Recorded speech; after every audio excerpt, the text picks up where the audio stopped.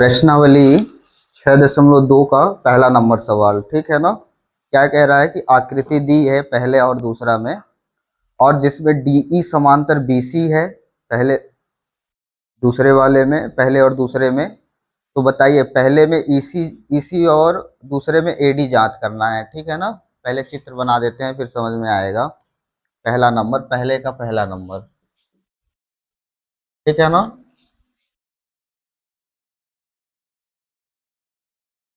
इस प्रकार से कुछ चित्र बना है।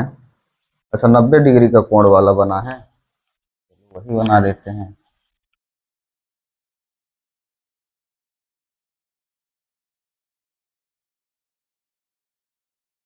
ठीक है, इस प्रकार से बना है। नाम है ए, बी और सी। ठीक है। फिर एक रेखा खींची है, ये, जिसका नाम है डी और ई। डी और ई। ठीक है। अब देखो, ए डी बराबर 1.5 दिया है सेंटीमीटर, और फिर बी डी बराबर 3 सेंटीमीटर दिया है। फिर ए ई बराबर 1 सेंटीमीटर दिया है, और अपने को निकालना है ईसी। ठीक है ना। ये इतना चीज दिया है। ठीक है। अब क्वेश्चन कह रहा है कि डीई समांतर बीसी है, यानी कि ये जो डीई है वो समांतर है किसके? जब डीई समांतर बीसी के है तो इसका मतलब कि इसमें थेल्स प्रमेय लग जाएगी। इनके भुजाओं का अनुपात क्या होगा? बराबर होगा। होगा कि नहीं होगा? यही हम लोग प्रमेय में पढ़ के आए हैं कि जब किसी त्रिभुज की एक भुजा के समांतर कोई अन्य भुजा हो तो इनका अनुपात एक ही अनुपात में होता है। तो इस भुजा के समांतर ये है, इसका मतलब इसमें थेल्स प्रमेय लग जाएगी। इनका मतलब, इसका मतलब ये भी है कि इनका अनुपात बराबर होगा। अब हमें निकालना क्या है? ईसी निकालना है। ठीक है ना। सब कुछ दिया है, लिखना हो तो लिख लें। देखो क्या क्या। पहली बात तो दिया है कि बीई डीई समांतर है, डीई समांतर है किसके? बीसी के। डीई समांतर है बीसी के। तो क्या होगा, पहले ये जो जो दिया है उसको लिख लेते हैं।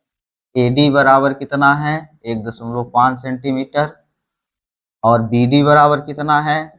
3 सेंटीमीटर। और ए ई बराबर कितना है? 1 सेंटीमीटर। निकालना है अपने को ईसी निकालना है।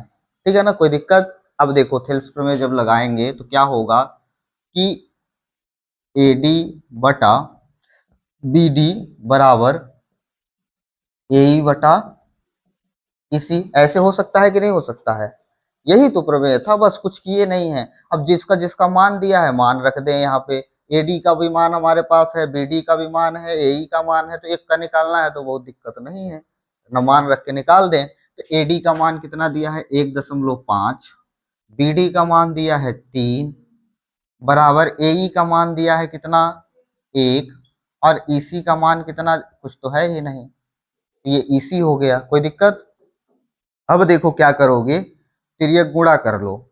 तिर्यक गुणा करना मतलब इसी का गुणा इसके साथ और इसका गुणा, तिर्यक गुणा समझ में आता है ना? इसका गुणा इसके साथ और इसका गुणा इसके साथ। तो इसी का गुणा 1.5 के साथ करेंगे तो ये हो जाएगा 1.5 गुणा इसी, और 3 एकम 3, ये हो गया। अब 1.5 को उधर ले जाओ, इधर गुणे में है, उधर जाएगा तो भाग में हो जाएगा। तो इसी बराबर 3/1, तो ये हो गया। अब देखो भाग दे दो, 3 में 1.5 का भाग दे दोगे तो कितना हो जाएगा? 1.5 दूना 3 होता है, जैसे 1.5 को 1.5 कहते हैं। 1.5 दूना 3, यानी 1.5 दूना कितना हो जाएगा? 3। होगा कि नहीं होगा? दशमलव हटा के करोगे तब पर भी आ जाएगा, बिना दशमलव हटाए करोगे तब पर भी हो जाएगा। छोटी छोटी संख्या है तो बिना दशमलव हटाए भी काम हो जाएगा। यानी 1.5 दूना 3 होता है, तो इसी बराबर कितना आ जाएगा? 2 आ जाएगा। ठीक है ना। तो इसी बराबर कितना आ गया? तो यही अपने को निकालना था और आ भी गया। कोई दिक्कत है? देख लो, इसमें समझने में कुछ भी नहीं है। सवाल में सब कुछ दिया था। ये भी बताया है कि डीई समांतर है बीसी के। जब डीई समांतर बीसी के है तो इसका मतलब ये एडी, इनके भुजाओं का अनुपात समान होगा। तो वो वाला रख दिए, फिर सबके जगह पे सबका मान रख दिए, बस फिर हल कर दिए, गुणा भाग जो करना था। तो ईसी बराबर 2 सेंटीमीटर आ गया। ठीक है, चलो इसको लिख लो, फिर इसके बाद दूसरा वाला करो।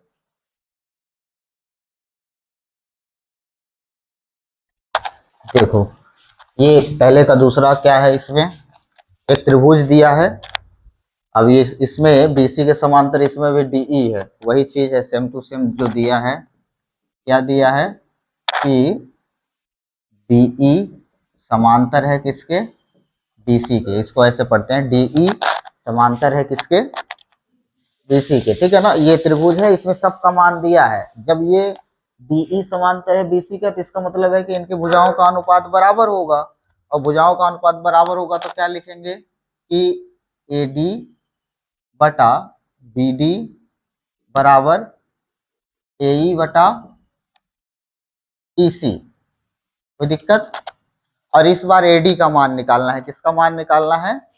एडी का। एडी का मान नहीं दिया है, बाकी सबका मान, तो एडी का मान निकालना है। रख दें, सब मान तो हमारे पास है ही, रख दें। तो एडी का है ही नहीं, तो ये हो गया। और बीडी का मान कितना है? बीडी का मान 7.2 बराबर, फिर एई, तो एई का मान है 1.8, 1.8। फिर ईसी का मान कितना है? 5.4। कोई दिक्कत है? यहाँ तक कोई दिक्कत नहीं होना चाहिए। कुछ नहीं किए हैं, सिर्फ मान को रख दिए हैं। अब तिर्यक गुणा करो। तिर्यक गुणा का मतलब होता है इसका गुणा इसके साथ और इसका गुणा इसके साथ है। तो ये हो जाएगा, देखो एडी का गुणा 5.4 के साथ होगा, तो ये 5.4 गुणा एडी आ गया। ठीक है, कोई दिक्कत यहाँ? बराबर 7.2 का गुणा 1.8 के साथ करेंगे, तो अगर गुणा कर देंगे तब पर भी कोई दिक्कत नहीं है, लेकिन अगर बिना गुणा किए गुणे में लिख दें तो हमको काटने पीटने में आसानी होगी। ऐसे लिख दें तो 7.2 गुणे 1.8, इसका मतलब यही है कि इसका इसके साथ गुणा कर रहे हैं कि नहीं। अगर गुणा करके मान निकल गए तो थोड़ी संख्याएं बड़ी हो जाएंगी, फिर भी कोई दिक्कत नहीं है। तो बिना गुणा किए इसको गुणे के रूप में लिख लिए, तो काटने पीटने में थोड़ी सी आसानी होगी। अब देखो आगे क्या होगा। 5.4 को बराबर के उधर ले जाएं, पक्षांतरण कर दें, तो इधर गुणे में है, बराबर के उधर जाएगी तो भाग में हो जाएगा। तो ये हो जाएगा एडी बराबर 7.2 गुणे 1.8 और बटे में 5.4। कोई दिक्कत? कोई दिक्कत नहीं होनी चाहिए, ठीक है ना। अब देखो, अब ये दशमलव है तो काटने में मतलब लग रहा होगा कि कैसे काटें, कौन सी संख्या से। काटने के लिए तो सब कट रहा है, 9 से ये भी कट रहा है, 9 से ये भी कट रहा है, 9 से ये भी कट रहा है। ठीक है ना, तो चाहे दशमलव हटा के काटो अगर इसमें दिक्कत हो रही है तो, अगर दिक्कत नहीं हो रही है तो यहीं से काट दो। ठीक है ना, तो चलो दशमलव हटा के काट देते हैं, फिर वैसे भी काट लेना। ठीक है, तो क्या होगा, अगर दशमलव हटाने का नियम जानते हो, दशमलव हटाने का नियम, जैसे दशमलव जहां से हटाते हैं, अगर ऊपर से हटा रहे हैं तो फिर नीचे एक लिखेंगे, फिर जितने दशमलव के बाद जितने अंक रहते हैं उतने जीरो लगाते हैं। ठीक है ना, तो ये हो गया तुम्हारा 72 और गुणा 18 बटे ये हो गया 54 गुणा, अब देखो जीरो लगाओ, दशमलव के बाद एक अंक है तो एक लिख करके एक जीरो। ठीक है, नीचे लगाना है यदि ऊपर का हटा रहे हैं तो। फिर यहाँ भी एक लिख करके दशमलव के बाद एक अंक है तो एक जीरो। ठीक है ना, फिर यहाँ से दशमलव को हटा रहे हैं तो ऊपर एक लिख करके दशमलव के बाद एक अंक है तो एक जीरो। कोई दिक्कत? अब एक 10 से तो एक 10 कट गया, कोई दिक्कत अभी नहीं है। अब काटो, तो 9 से इसको काट दो, तो 9 छक्का 54 और 9 दूना 18। कोई दिक्कत? अभी भी दिक्कत नहीं है। फिर से काटो, 2 से इसको काटो, तो 2 एक कम 2 और 2 तिहाई 6।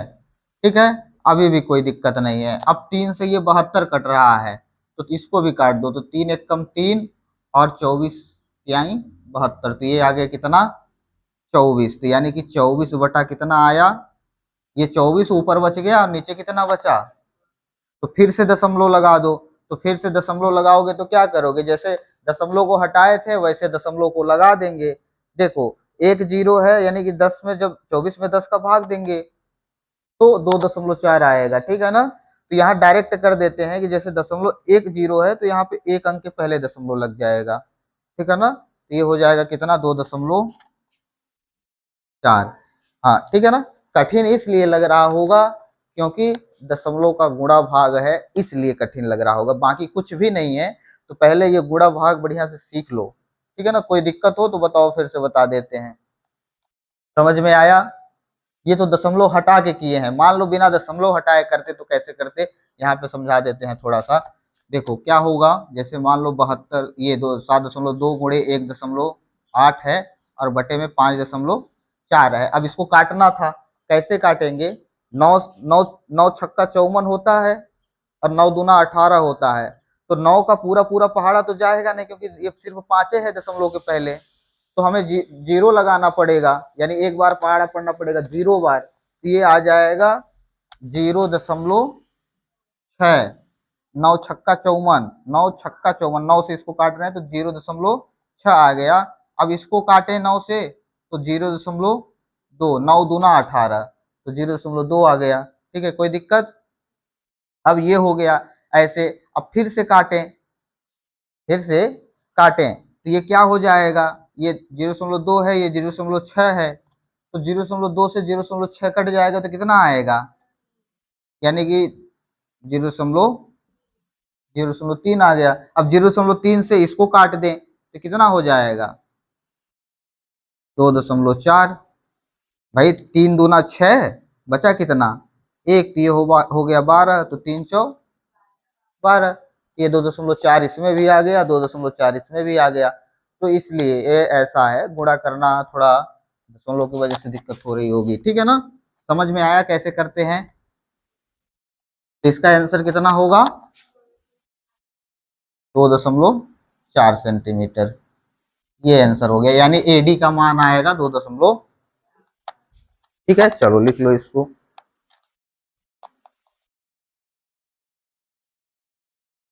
चलो देखो दूसरे का क्या है कि किसी त्रिभुज पी क्यू आर की भुजाओं पी क्यू और पी आर पर क्रमशः बिंदु ई और एफ स्थित हैं।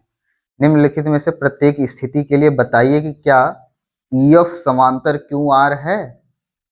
ये बताना है कि ई एफ समांतर क्यू आर है कि नहीं है। 3 स्थितियां दी गई हैं, माने 3 सवाल दिया गया है। अब तीनों को चेक करके बताना है कि जैसे मान लो पहले जो बोला है वो कर लेते हैं, चित्र बना लेते हैं। किसी त्रिभुज पी क्यू आर, पहले एक पी क्यू आर त्रिभुज बना लेते हैं। ये हो गया पी क्यू और ये आर, त्रिभुज पी क्यू आर हो गया। अब इसके पी क्यू और पी आर पर क्रमशः बिंदु ई और एफ स्थित हैं, यानी पी क्यू और पी आर पे क्रमशः बिंदु स्थित हैं, माने कहीं पे भी। फिर कौन कौन से बिंदु हैं, ई और एफ। तो मान लेते हैं ये हमारा हो गया ई बिंदु और ये एफ बिंदु, ठीक है ना, कोई दिक्कत। ये हो गया। अब बताना ये है हर स्थिति में, जैसे पहले सवाल में दिया है कि पहला नंबर दिया है कितना कि पीई बराबर 3.9, पीई बराबर 3.9 और ई क्यू बराबर 3 सेंटीमीटर, ई क्यू बराबर 3 सेंटीमीटर और पी एफ बराबर 3.6 सेंटीमीटर, 3.6 सेंटीमीटर और एफ आर बराबर कितना दिया है, 2.4 सेंटीमीटर, ठीक है ना। ये इतना दिया है। अब बताना ये है कि ये जो क्यू आर है ये इसके समांतर है कि नहीं है ई एफ के, ठीक है ना। ये जो क्यू आर है ये बताना है कि इसके समांतर है कि नहीं है। तो कैसे समांतर होगा, कब समांतर होगा, क्यू आर ई एफ के समांतर कब होगा, जब इनके भुजाओं का अनुपात समान होगा तब। यही तो पढ़े हैं ना कि जब इनके भुजाओं का अनुपात समान होता है तो ये रेखाएं समांतर होंगी, और जब ये रेखाएं समांतर हैं तो भुजाओं का अनुपात समान होगा। दो ठो प्रमेय है 6.1 में ये है कि रेखाएं यदि समांतर हैं तो इनके भुजाओं का अनुपात समान होगा।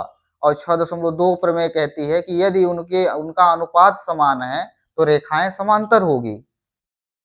ठीक है ना, त्रिभुज की दो रेखाएं ये, तो इस प्रकार से। अब देखो कैसे चेक करेंगे, तो हम अनुपात निकाल लेते हैं। पहले इधर का अनुपात निकाल लें, फिर इधर का अनुपात निकाल लें। अगर दोनों बराबर होंगे तो हम कहेंगे कि ये रेखाएं समांतर हैं, और नहीं होगा तो कह देंगे कि समांतर। ठीक है ना, तो कैसे चेक करेंगे, देखो पहले इधर का देख लो, तो क्या होता है, पीई बटे क्यूई, पीई बटे क्यूई, ये तो पीई का मान कितना है 3.9, और क्यू ई का मान कितना है, यानी ई क्यू कहो चाहे क्यू ई कहो एक ही बात है, तो ये कितना है 3। तो इसको काट दोगे तो कितना आ जाएगा, काट दोगे तो 3 एकम 3 और दशमलव है तो दशमलव 3 त्रिकाएं 9, यानी 1.3 सेंटीमीटर। ठीक है, कोई दिक्कत। अब ऐसे इधर का निकाल लो, तो इधर क्या होता है, पी पी एफ बराबर एफ आर, पी एफ बराबर यानी कि यहां से यहां तक और यहां से यहां तक का अनुपात। ठीक है, तो पी एफ का मान कितना दिया है, पी एफ 3.6, और एफ आर का मान कितना दिया है 2.4। काट दो इसको तो किससे कट जाएगा, 12 से कट जाएगा, तो 12 दूनी 24 और 12 तिया 36, तो यानी कि ये हो जाएगा 0.3 और ये 0, ये हो गया तो 0.3 बटे 0.2, दशमलव को हटाओगे तो 3/2 आ जाएगा। कितना आ जाएगा, तो ये देखो ये तो अलग है और ये भी अलग है कि नहीं है। इसका अनुपात 1.3 आया है इन दोनों का, और इसका अनुपात 3/2 आया है। तो यानी कि ये पीई क्यू समांतर सॉरी बराबर नहीं है इसके, लिख सकते हैं, देखो लिख लें एक लाइन तो समझ में आएगा, क्योंकि पीई बटे क्यूई बराबर नहीं है किसके, पी एफ बटे एफ आर के। ठीक है ना, हो गया, डायरेक्ट लिख दिए हैं, कट जाएगा तो वही आ जाएगा 3/2 आ जाएगा, कट जाएगा तो, क्योंकि दशमलव के बाद एक अंक इधर है तो एक जीरो नीचे लगेगा, दशमलव के बाद एक अंक यहाँ है तो ऊपर एक जीरो लगेगा, तो 0 से 0 कट गया तो 3/2 ही आ जाएगा। ठीक है ना, तो ये हो गया। यहाँ से भी समझ सकते हो कि देख लो ये 1.3 आया है, ये यहाँ पर दूसरा कुछ आया, तो इसका मतलब ये बराबर, जब बराबर नहीं है तो ये पीई बटे क्यूई बराबर नहीं है पी एफ बटे एफ आर, ये है, यानी कि इनके भुजाओं का अनुपात जो है, इसका और इसका अनुपात, इसका और इसका अनुपात बराबर जब नहीं है तो फिर रेखाएं ये समांतर, यानी थेल्स प्रमेय के विलोम से हम कह सकते हैं कि फिर ये रेखाएं समांतर। तो इस स्थिति में समझ में आ रहा है कि क्यों समांतर नहीं है। यदि मान लो यही इनका अनुपात बराबर हो जाता तो हम कह देते हैं कि हाँ ये और ये रेखा समांतर है। ठीक है ना, तो लिखेंगे कि अतः थेल्स प्रमेय के विलोम से, थेल्स प्रमेय के विलोम से क्या है, थेल्स प्रमेय के विलोम से ईएफ समांतर नहीं है किसके, क्यू आर के। ठीक है ना,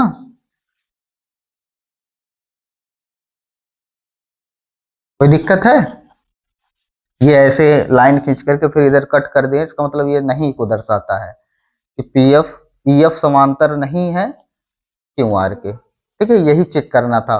ऐसे दूसरे वाले में भी चेक करना है, तीसरे वाले में भी ऐसे चेक करना है। चलो इसको लिख लो फिर दूसरा वाला,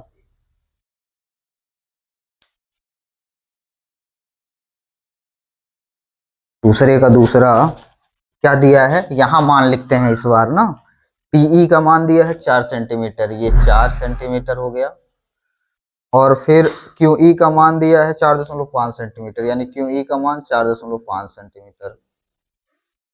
फिर पीएफ का मान 8 सेंटीमीटर, ये हो गया 8 सेंटीमीटर, और फिर आरएफ का मान 9 सेंटीमीटर, ये इतना दिया है। ठीक है, अब इसको निकालना है, तो देखो क्या करें, समांतर सिद्ध करना है कि समांतर है कि नहीं है, तो वही लगा दें एक एक का पहले पीई, पीई बटा क्या होगा क्यू ई।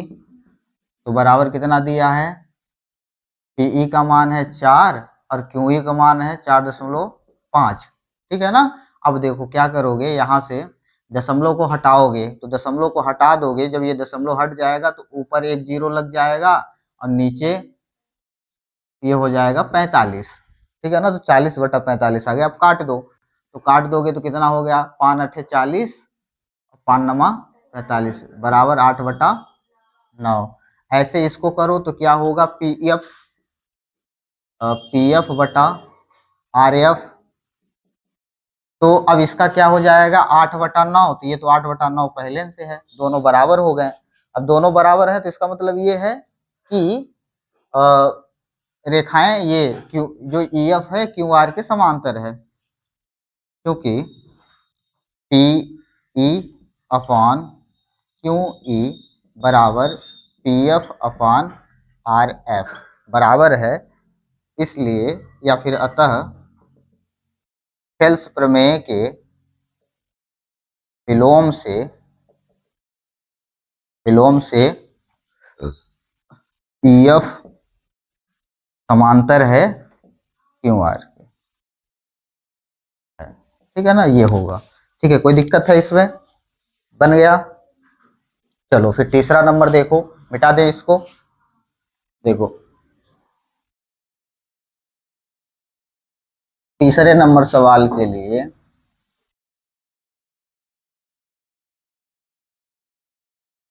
ठीक है ना, जो दिया है उसको लिख लेते हैं। इस बार क्या दिया है, दिया है पी क्यू बराबर 1.28 सेंटीमीटर। पी क्यू ये तो इस बार पूरा का मान दे दिया है, कितना है, 1.28 सेंटीमीटर, यानी यहाँ से यहाँ तक की दूरी दे दी है।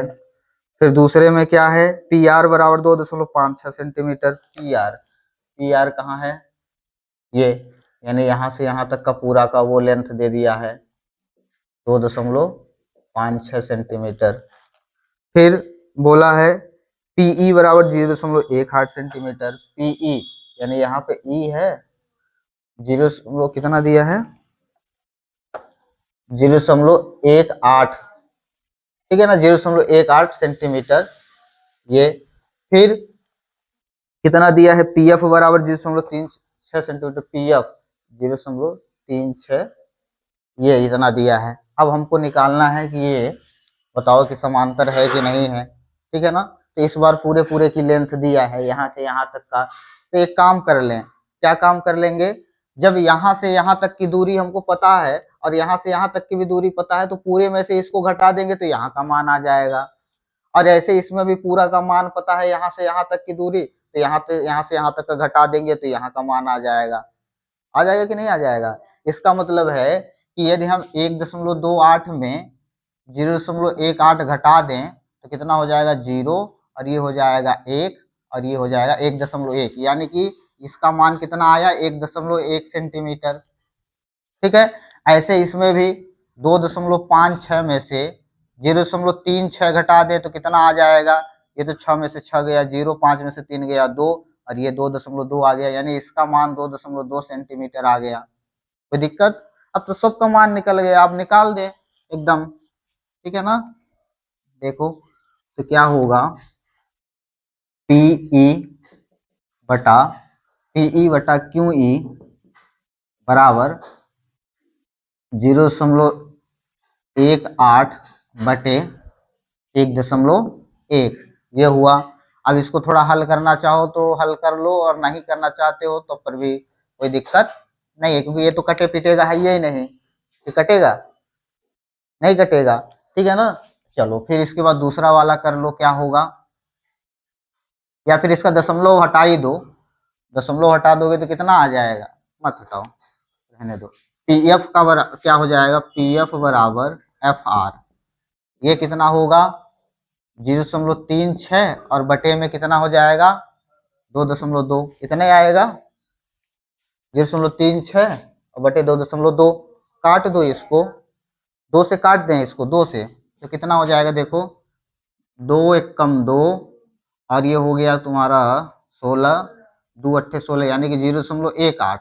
ठीक है ना, और इसको काटोगे तो 2 एक कम 2 और 2 एक कम 2, ये कट गया। आया कितना फाइनली 0.18/1.11। जो इतना मान था वही यहाँ पे भी आ गया, इसका मतलब कि ये समांतर है, बराबर है, क्योंकि पीई बटा क्यू ई बराबर है पी एफ बटा एफ आर के। अतः थेल्स प्रमेय के विलोम से थेल्स प्रमेय के विलोम से ई एफ समांतर है क्यू आर। ठीक है ना, कोई दिक्कत है? बस ये है कि ऐसे करना था। बाकी इन सवालों को अपने से एक बार निकालो। ठीक है, इन्हीं सवालों को, उदाहरण में कुछ ऐसे यदि सवाल दिए हो तो उनको हल करो, फिर इसके बाद अगले दिन अगला सवाल। ठीक है ना, तीसरे से।